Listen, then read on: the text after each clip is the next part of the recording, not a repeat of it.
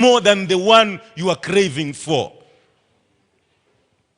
Because when you decide in your mind for that man who is craving for you, when you finally decide it in your mind and you ask God for wisdom to look into that man, you'll be able to find that it's only you who needs to position yourself, but he has already positioned himself. But many times we go for those ones who, even when they take us home, they leave us there and crave and run after others. Another rhetorical question to ask: is he caring? How caring is he? Is he hardworking? Is he respectful? Especially to the opposite sex. You know, there are some boys who are not respectful, and you see them when they are growing up. Some of them abuse them. If he can abuse anyone he finds, be ready for the abuses when you get home. Some of you are in relationships, and some boys go to an extent of not only abusing you, but even assaulting you. And still you say, no, I think he's right. I also made a mistake. Does any mistake you make, is there any mistake you can ever make that tantamounts you are being slapped just because you love him? If he can slap you before he has responsibility over you, how will he when he gets you home?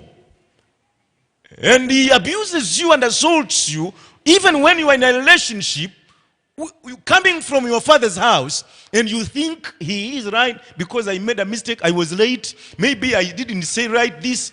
No, that's not your make. Run away and never turn back to such a man.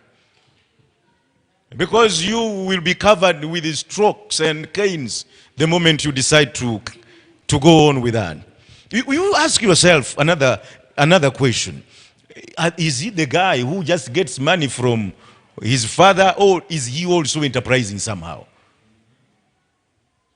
If a boy is ready to say, I love you, yet he is not ready to even bring a coin in his pocket, you know he has a problem mentally. Wisdom is lacking. I know of boys who are still in kindergarten, in primary, but they have learned the art of even saving. You give them pocket money and they put something aside. They're in secondary, but they are fending for themselves. Some of them are working to even support their school fees and get something. Such is a boy who you need to look for. You need to put an eye there. Because if they can know the future of education and the value of education, even then they may have a future tomorrow.